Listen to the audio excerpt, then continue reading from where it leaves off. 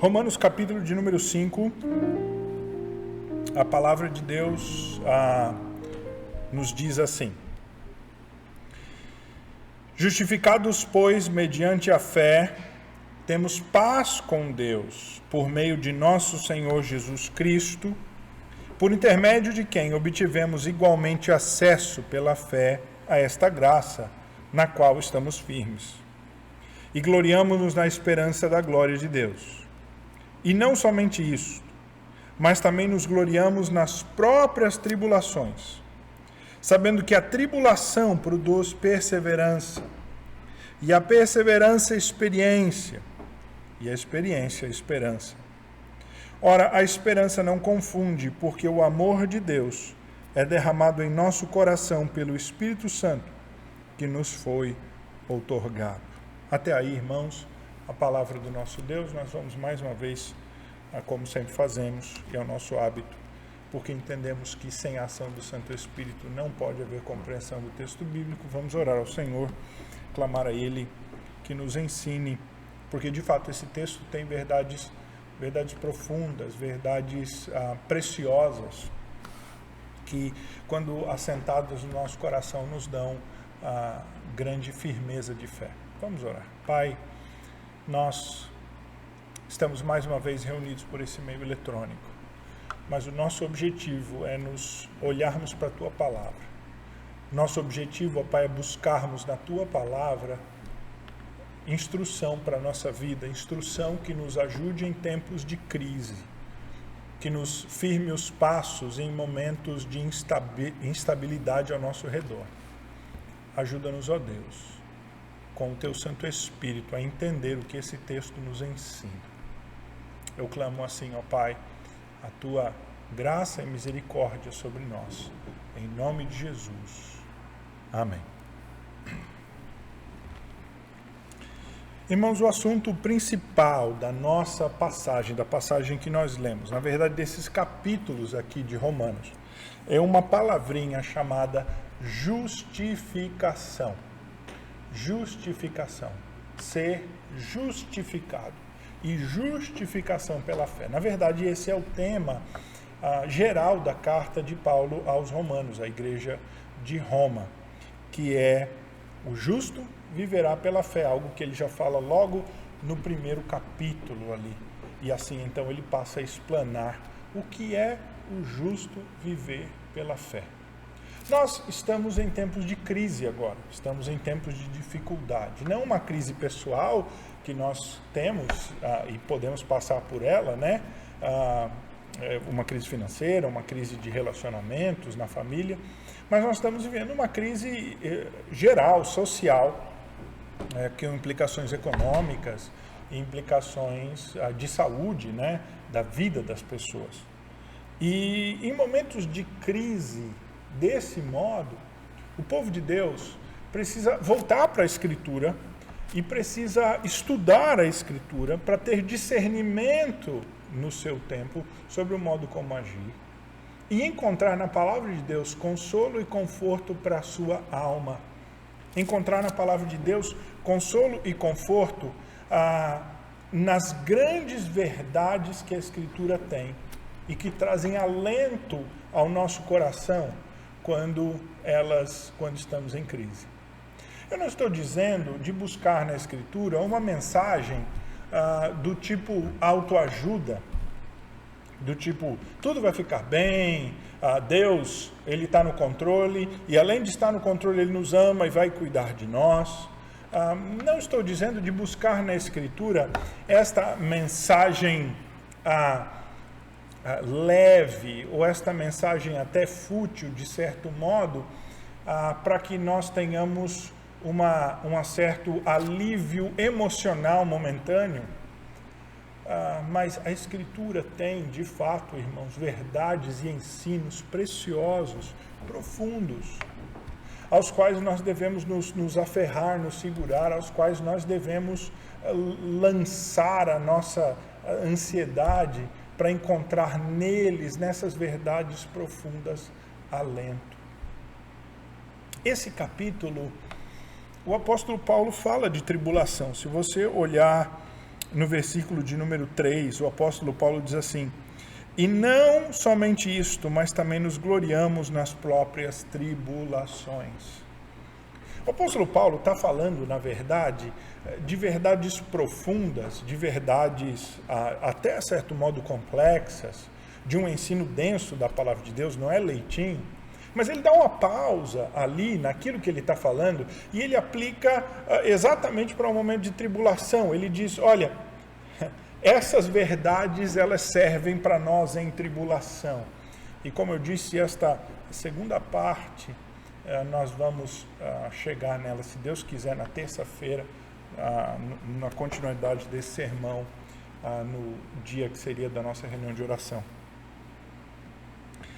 O que o apóstolo Paulo está querendo dizer, irmãos, é que quando a Escritura tem verdades profundas e ela ensina coisas profundas, essas verdades profundas elas não trazem apenas um conhecimento intelectual, elas não trazem apenas um enriquecimento doutrinário. Verdades profundas da Escritura edificam a nossa vida, edificam a nossa alma, nos preparam para que em tempos difíceis, em tempos de tribulação, em tempos como os nossos, de instabilidade, de incerteza, nós estejamos firmes e não sejamos como meninos que são agitados de um lado para outro, por vento de doutrina ou pelas situações. O que o apóstolo Paulo fala, portanto, neste capítulo 5, e o que ele vem falando nos capítulos anteriores, esta justificação pela fé, que é uma verdade, repito, um pouco mais aprofundada da Escritura, não é leitinho espiritual. Esta verdade da justificação, ela é realmente o fundamento para dar à nossa alma sossego em todo o tempo e trazer prazer e plenitude espiritual. Porque o cristão que não entende a justificação pela fé carrega um fardo, carrega um fardo pesado das tentativas de agradar a Deus com as suas obras, do achar que Deus se ira com facilidade com ele e assim ter uma atitude temerosa, temerária em relação a Deus. O ensino da justificação pela fé fornece para nós a base para nós termos paz, para nós compreendermos o nosso estado de graça e para nós termos esperança. Na verdade, estes são os três ensinos da passagem: paz, graça e esperança. Será que nós precisamos disso em tempos como esse? Não só em tempos como esse, em qualquer momento, em qualquer dia, em qualquer situação. Esses três benefícios, esses três dons espirituais, da paz, da graça e da esperança, são importantes para nós. Mas em tempos como esse, em tempos de dificuldade, esses três elementos são muito importantes.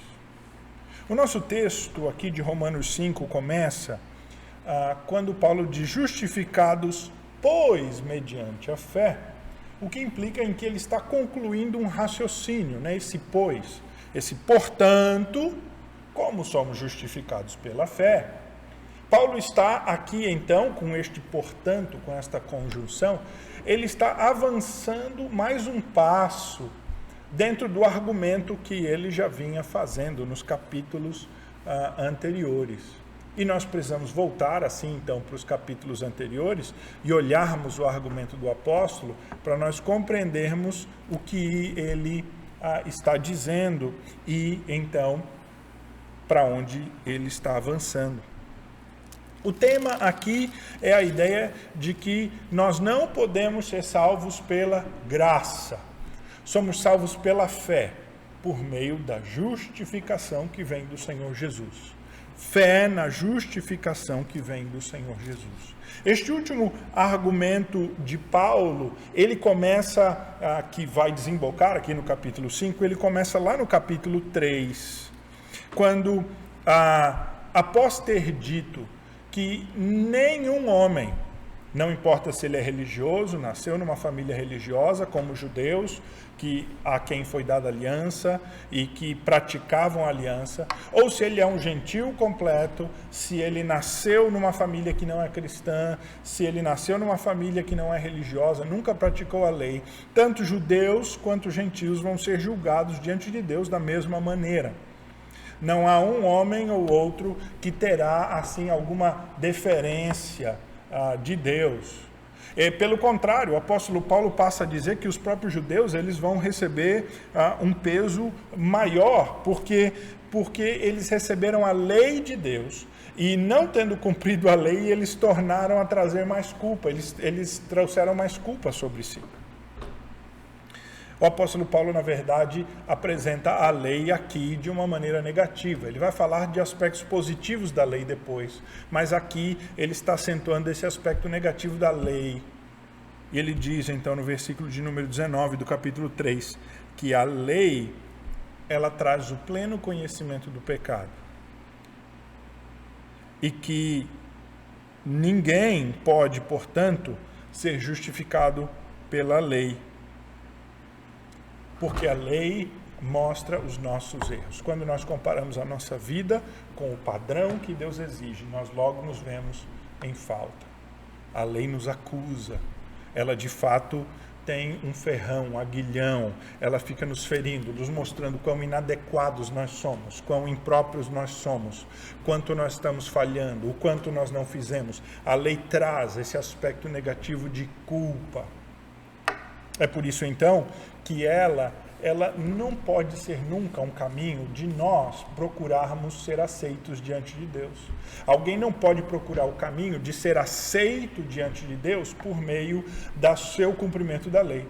Como se Deus fosse assim dar uma canja para quando o pecador cumprir ali 50%, 51%, ele cumpriu a maioria, então agora eu vou vou desconsiderar o restante. Na verdade, a lei, ela exige perfeição, e o apóstolo Paulo aponta isso, é que quando você quebra um preceito, você quebrou a lei como um todo, e você se torna, portanto, um criminoso.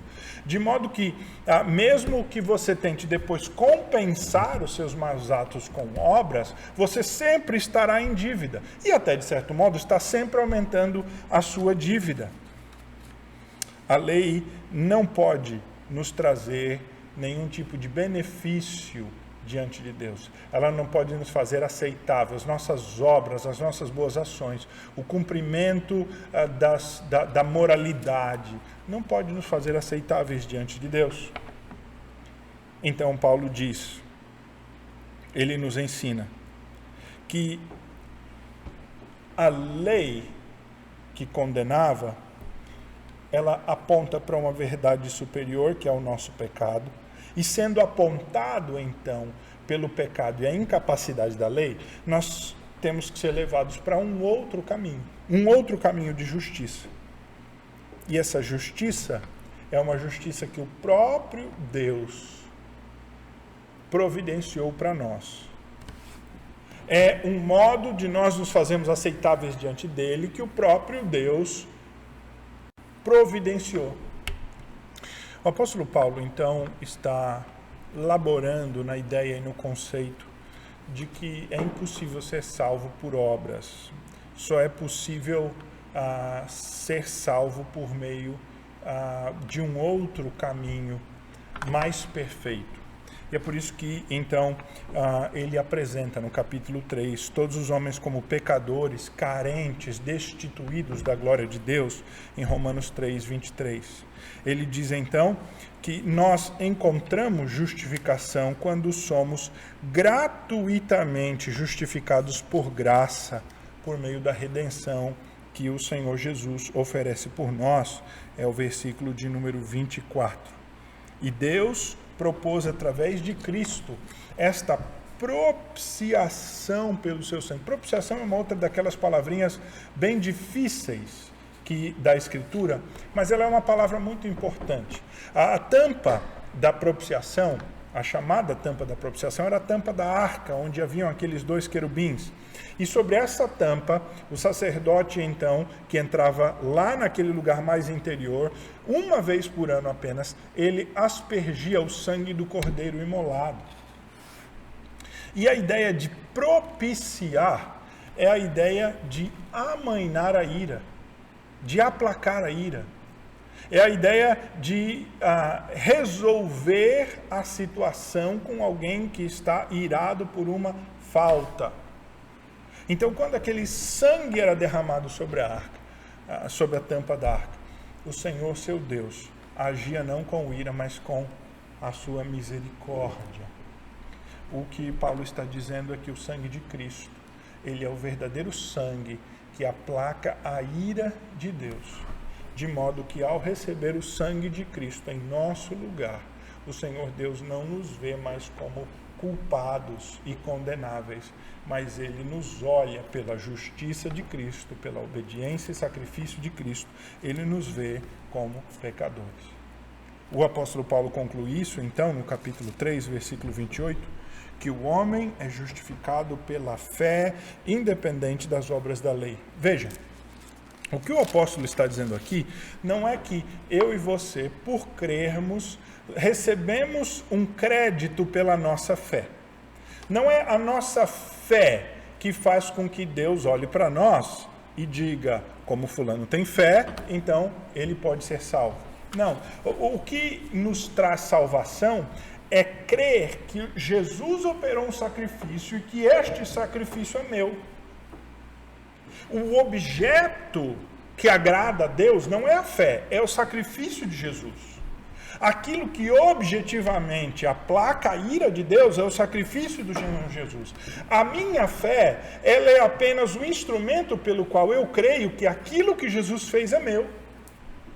Porque eu não tenho nenhuma outra garantia, eu não tenho nenhum papel. Nós não temos nenhuma garantia material, nem que o próprio sacrifício do Senhor Jesus tenha sido feito, nem que o sacrifício que ele fez foi aceitado diante de Deus. Nós não temos nenhuma evidência concreta disso.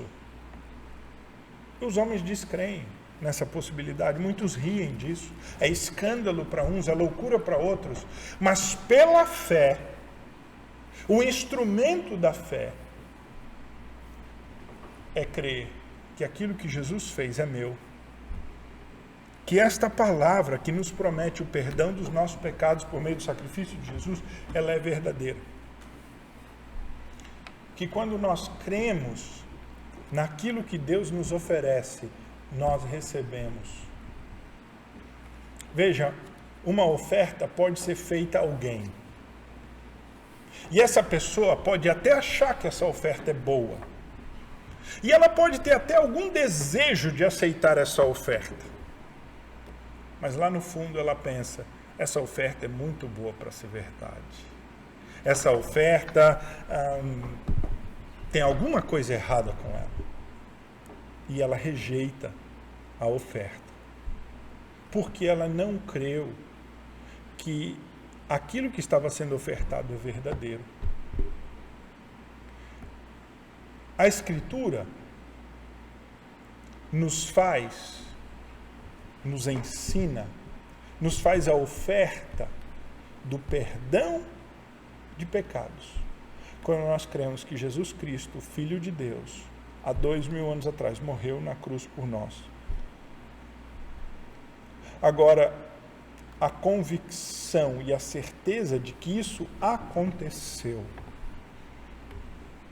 e que a essência, a substância do ato de Cristo se torna meu, é uma convicção sem evidências materiais concretas. É por isso que a justificação, ela vem pela fé. Não a fé sendo a causa de alguém ser justificado, mas a fé é um instrumento. E muitos tropeçam nisso. Muitos não creem. Muitos acham a oferta do Evangelho boa demais. Muitos não estão dispostos realmente a agir em fé, porque a fé não é somente um assentimento intelectual, uma ideia, um conceito, um friozinho no estômago, A fé implica em ação, de arrependimento, de vir a Cristo, de deixar o velho homem. A fé nos move, nos impele. Muitos querem aceitar, até acham boa a ideia, mas a sua fé não os leva em direção a Deus. Em vez de correr para a cruz, eles correm para o mundo, voltam para as suas antigas atividades. De modo que quando o apóstolo Paulo diz que se você crê, você está perdoado, você está justificado, ele não está pondo ênfase na fé. Ele está pondo ênfase no ato de Cristo. É assim, então, por causa do sangue do Senhor Jesus, que propicia pelos nossos pecados, que aplaca a ira de Deus, que nós recebemos a justificação. No capítulo 4, então, o apóstolo Paulo passa a mostrar como isso já se aplicava na antiga aliança, utilizando o exemplo de Abraão. E mostrando que Abraão foi salvo pela fé, mesmo antes de haver a lei de Moisés. E ele conclui, então, o capítulo 4, nos versículos 23 e 24, dizendo, aliás, 24 e 25, dizendo, mas também por nossa causa, posto que nós igualmente nos será imputado a saber, a nós que cremos naquele que ressuscitou dentre os mortos a Jesus nosso Senhor, o qual foi entregue por causa das nossas transgressões e ressuscitou para a nossa justificação. Ele diz que assim como aconteceu com Abraão, de modo semelhante ao que Abraão creu, nós hoje somos salvos das nossas transgressões por crer na morte do Senhor Jesus pelos nossos pecados e na sua ressurreição para a nossa justificação. É aqui então que ele entra no capítulo 5, esperando que os seus leitores entenderam o seu argumento até aqui. Esta base que ele está construindo, que é a certeza de que Deus me aceita por causa do sacrifício que Jesus fez. Mas eu preciso crer que esse sacrifício se torna meu pela fé. Assim, então, eu sou justificado. A minha dívida está paga. Eu estou quites. Deus não vai olhar para mim como devedor, mas vai olhar para mim de uma maneira diferente. E é exatamente isso, então, que ele evolui. É o passo seguinte. Como Deus vê, como Deus trata aqueles a quem ele justificou.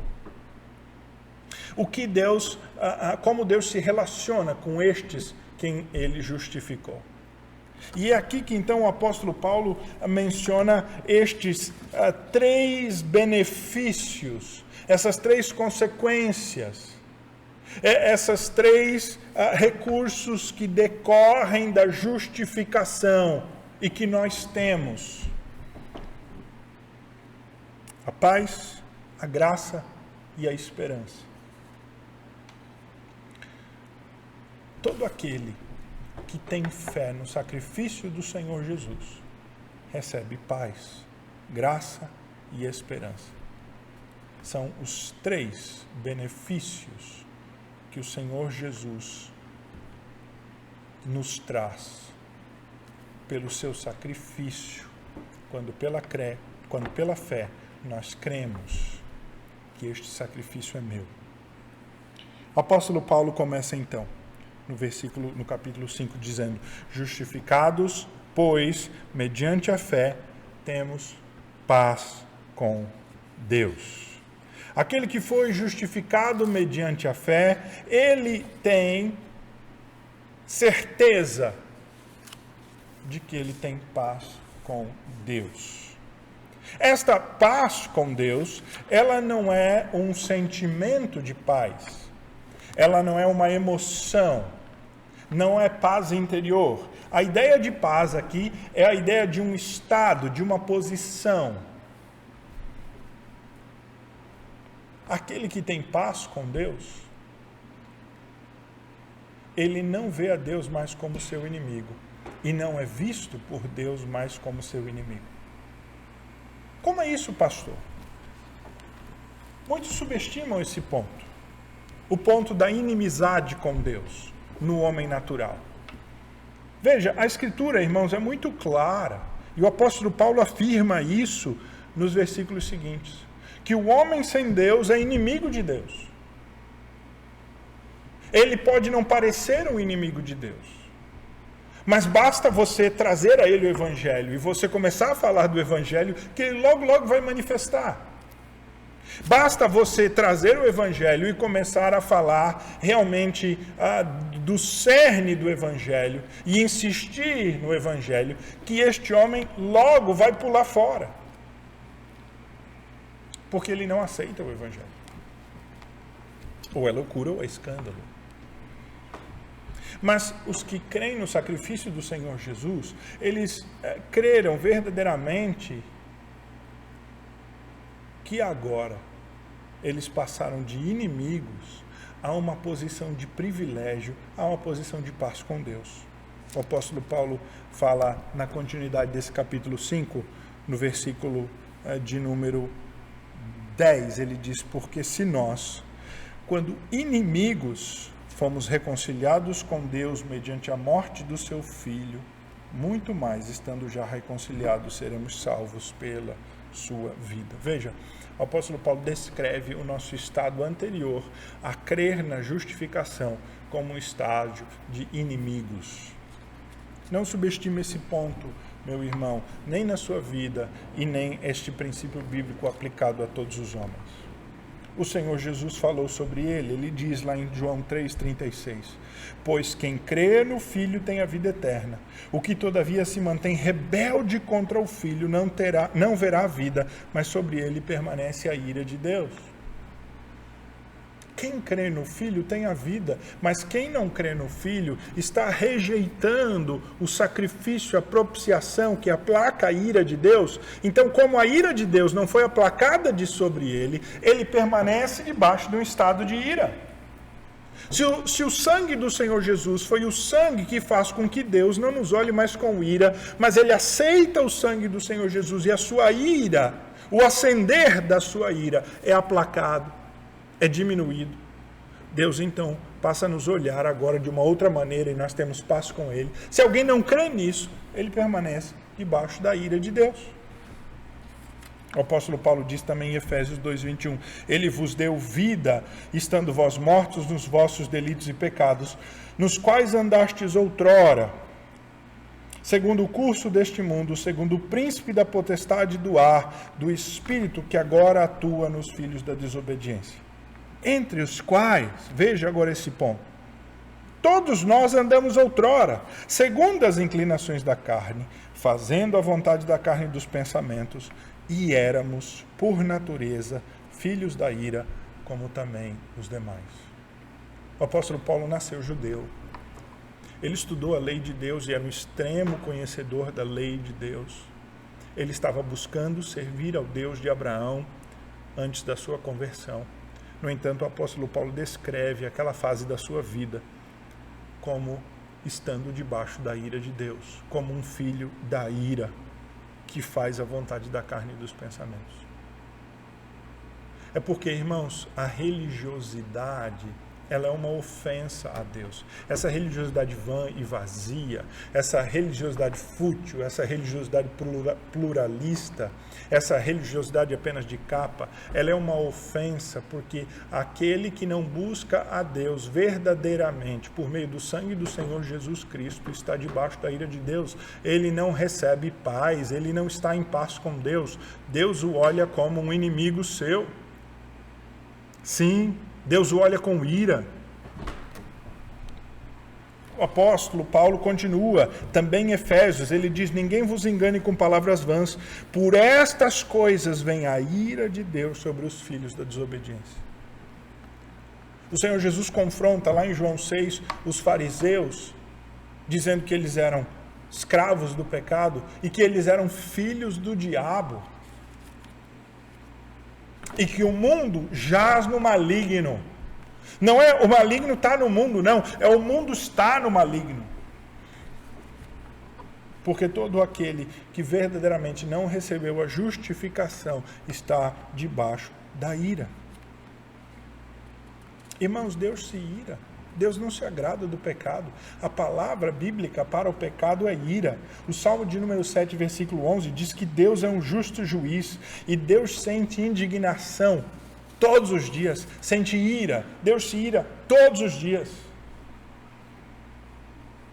Quando o povo de Deus peca, Números 32:13, em relação ao próprio povo de Deus, embora um povo maligno e incrédulo, o Senhor Deus diz, a palavra de Deus diz: pelo que se acendeu a ira do Senhor contra Israel e fê-los andar errantes pelo deserto 40 anos, até que se consumiu toda a geração que procedera mal perante o Senhor. Veja, Deus acendeu a sua ira e fez aquela geração perecer no deserto. Isaías 66, a partir do versículo 15 diz, falando de uma promessa futura: porque eis que o Senhor virá em fogo, e os seus carros como um torvelinho, para tornar a sua ira em furor e a sua repreensão em chamas de fogo, porque com fogo e com a sua espada entrará o Senhor em juízo com toda a carne, e serão muitos os mortos da parte do Senhor. Esta é uma linguagem tenebrosa da ira, do furor do Senhor contra a malignidade dos homens e a sua impiedade. Quando eles não se quebram, não se buscam o Senhor Deus e a justiça que Ele estabeleceu, eles continuam na posição de inimigos de Deus. O apóstolo Paulo nos ensina que através de Cristo Deus nos deu toda a plenitude, porque Ele foi pleno. Lá em Colossenses 1, a partir do 19 e do 20, e a partir do 20 ele diz assim: e havendo feito a paz pelo seu sangue na cruz, por meio dele, reconciliou consigo mesmo todas as coisas, quer sobre a terra, quer nos céus. Veja que Paulo está dizendo que por meio do sangue de Jesus, nós que estávamos não estávamos conciliados com Deus, estávamos separados de Deus, fomos reconciliados com Deus. E a vós outros que outrora eres estranhos e inimigos no vosso entendimento pelas vossas obras malignas, agora, porém, vos reconciliou no corpo da sua carne, mediante a sua morte, para apresentar-vos perante ele santos, inculpáveis e irrepreensíveis. Veja, agora nós nos tornamos santos, inculpáveis e irrepreensíveis por meio do sangue do Senhor Jesus, mas antes nós éramos estranhos e inimigos. Agora, porém, Cristo se torna a nossa paz. Efésios 2:14 diz: porque Ele, Jesus Cristo, é a nossa paz, o qual dos ambos fez um, e tendo derribado a parede de separação que estava no meio, a inimizade. Jesus, Ele agora, então, por meio da sua justiça, do seu sangue derramado por nós, quando você crê que de fato isto aconteceu e que você recebe isto em fé, crendo verdadeiramente no seu sacrifício, você então recebe paz. Deus declara em paz contigo. Ainda em Efésios, o apóstolo Paulo diz: pois outrora erais trevas, porém agora sois luz. Há uma mudança, irmãos, no nosso status em relação ao relacionamento com Deus quando nós cremos na justificação pela fé. Nós não devemos nunca subestimar o estado em que nós estávamos antes. Não devemos nunca subestimar a ira de Deus sobre os pecados dos homens. Porque aí então nós diminuímos a graça. E aí a graça se torna uma graça barata. E este é o segundo ponto. O apóstolo Paulo diz que nós recebemos esse status de paz com Deus. Deus não nos olha mais como inimigos, mas Ele agora nos olha como filhos, filhos amados, e Ele põe em nós o seu Santo Espírito, como diz Gálatas 4, que clama agora: Abba, Pai, e nós o vemos como um Pai de amor. E isso nos dá, segundo ponto, segundo benefício, segundo recurso, segunda consequência da justificação. nos dá acesso pela fé a essa graça na qual estamos firmes. Veja, o primeiro aspecto da justificação é mudar o nosso status de inimigos de Deus para aqueles que estão em paz com Deus. E este benefício de estar em paz com Deus, ele agora nos dá um acesso, um cartão VIP, uma possibilidade de nós adentrarmos na sala do trono e sermos tratados agora por Deus com graça, não pelos nossos pecados e não segundo os nossos pecados, mas sermos tratados como filhos na sua presença. Há dois grandes benefícios aqui, irmãos. O primeiro grande benefício é o acesso. Porque na antiga aliança, o acesso à presença de Deus, ele não estava aberto, ele estava fechado. Só o sacerdote entrava no Santo dos Santos, na presença de Deus, e poucos foram os servos de Deus que estiveram na presença de Deus. Mas agora Jesus nos dá esse acesso à presença de Deus. De nada adiantaria, porém, o acesso à presença de Deus se nós não tivéssemos condição de permanecer, então, diante de Deus sem ser fulminados. E é por isso que o acesso é um acesso que nos dá liberdade para entrar na presença de Deus, mas sermos vistos por meio desta graça. Deus, Ele nos olha pela graça. Ele continua a nos aceitar hoje, mesmo com os nossos pecados, porque Ele não olha para os nossos pecados, mas Ele olha para o sacrifício do Senhor Jesus, a propiciação, o derramamento do seu sangue, e então Ele nos trata com graça. Mas abaixo, nesse mesmo capítulo, no versículo 20, o apóstolo Paulo vai dizer assim: sobreveio a lei para que avultasse a ofensa, mas onde abundou o pecado, superabundou a graça, a fim de que, como o pecado reinou pela morte, assim também reinasse a graça pela justiça para a vida eterna mediante Jesus Cristo, nosso Senhor. Assim como reinou a morte pelo nosso pecado, o estado da morte, agora há um reinado da graça de Deus para a justiça que traz vida eterna. E esta, irmãos, é a garantia de que este benefício não pode ser perdido, de que justificação não pode ser jogada fora. Alguns dizem que nós ganhamos a justificação pela fé, mas implicam que temos que mantê-la pelas nossas obras. Ora, como poderia isso ser? Uma vez que Deus não nos trata segundo as nossas boas obras, Ele continua a nos tratar com graça em todo o tempo, não levando em consideração as nossas ações, mesmo as nossas quedas. O apóstolo Paulo condena os Gálatas que fizeram exatamente isso. Creram na fé, aceitaram a justificação, mas depois queriam largar a fé para começar a viver obras, como se isso pudesse agradar a Deus. Ele diz em Gálatas 5, de novo testifico a todo homem que se deixa circuncidar, que está obrigado a guardar toda a lei.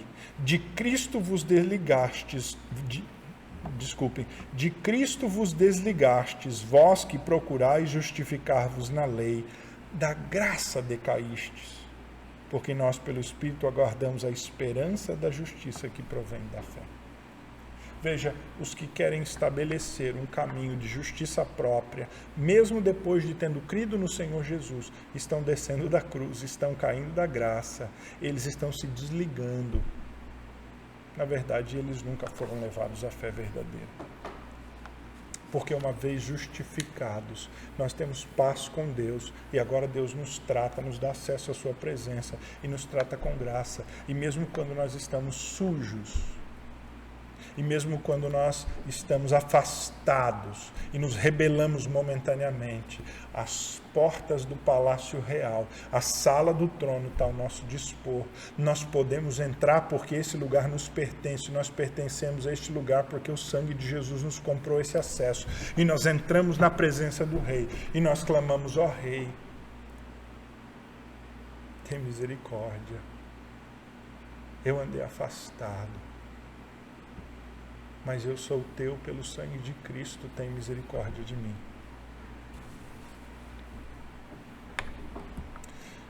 A justificação pela fé nos dá paz com Deus e nos dá um acesso à presença de Deus que nos trata com graça, e nos dá uma terceira coisa: ele nos dá uma esperança de glória no futuro.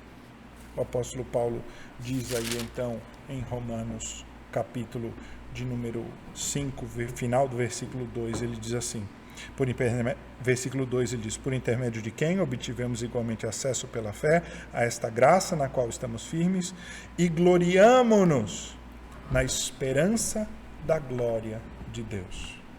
Veja,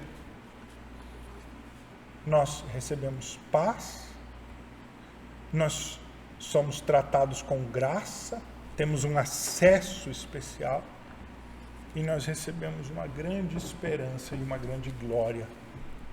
E é isto que vai ser base para Paulo falar como nós lidamos com as tribulações que nós vamos ver na terça-feira. Essa grande esperança da glória é a esperança do dia em que Deus vai completar plenamente a obra em nós. Deus nos trata com graça hoje, Ele não leva em consideração os nossos pecados, mas nós ainda somos pecadores. Não somos mais filhos da ira, mas nós incorremos em quedas e nós mesmos acabamos nos prejudicando. O pecado continua em nós, ativo. O apóstolo Paulo vai frisar isso no versículo, no capítulo de número 7. Ele está ali nos incomodando. O seu ferrão ainda pode ser sentido. Nós vemos o mal ao nosso redor. Coisas terríveis acontecendo. Mas nós temos uma grande esperança de uma glória futura. Esta glória é a glória de Deus, porque a glória não é dos homens. Veja, o Evangelho não promete que você vai ser glorioso pelo valor que você tem ou que eu tenho. Deus vai nos fazer algo glorioso. O Evangelho é a mensagem de que no futuro nós seremos glorificados por espelho da glória do Senhor Jesus. Eu e você somos destituídos da glória de Deus. Lembra do que Paulo diz lá em Romanos 3, 23? Nós carecemos da glória, nós não temos glória. Logo, o Senhor Deus não nos salvou para que agora eu passe a desenvolver uma glória própria. O Senhor Deus não me salvou para que aqui nesta terra eu viva uma vida gloriosa.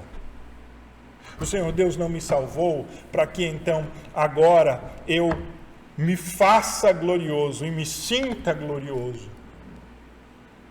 O Senhor Deus me salvou para que eu compreenda que a minha glória é o próprio Deus e a obra dele em mim. Aquele que se glorie, diz o apóstolo, glorie-se no Senhor Jesus Cristo. E o apóstolo Paulo vai dizer então, no capítulo 8, versículo 18, que os sofrimentos do tempo presente não podem ser comparados à glória que vai ser manifestada em nós. Hoje, ele diz, a criação está sujeita à vaidade, não voluntariamente, mas por causa daquele que a sujeitou, na esperança de que a própria criação será redimida do cativeiro da corrupção para a liberdade da glória dos filhos de Deus. A criação, irmãos, vai ser transformada apenas indiretamente pela glória que Deus manifestará nos seus filhos. Porque toda a criação que Deus fez foi para o homem. Está para ser manifestado ainda a nossa glória. Nós temos esta grande expectativa e esperança de que tudo o que Deus fez por nós ainda está em grande parte a nos ser dado. Nós só começamos a receber. Deus não completou a obra. Nós estamos num processo, mas há algo glorioso. A perspectiva do cristão, mesmo que temporal, as coisas aqui na terra elas estejam complicadas e difíceis, mas é de que há uma garantia supratemporal de que passando todos esses eventos, há uma glória que nos está reservada, a glória de Deus, da qual nós seremos participantes. É por isso que o apóstolo Paulo diz que é nessa esperança que nós fomos salvos. É dessa esperança da glória que nós assim recebemos. Irmãos, esta verdade da justificação pela fé e destes benefícios que nós recebemos, ela deve servir para solidificar a nossa vida na rocha em tempos de tribulação e de dificuldade e de incertezas como o nosso. Nós devemos estar certos e convictos, em primeiro lugar, irmãos, que independentemente das situações, independente do estrago que o coronavírus fará ou não fará, da quebra da economia ou da recessão que pode haver, independente de qualquer coisa, nós temos um status supratemporal de estar em paz com Deus. Nós temos a certeza de que temos o acesso diante de Deus e que Ele, ao nos receber na sua presença, vai nos olhar com graça. E nós temos a certeza, irmãos, de que tudo isso que está acontecendo não está retirando de nós nenhuma glória, porque a verdadeira glória do Senhor ainda está para ser manifestada em nós no futuro.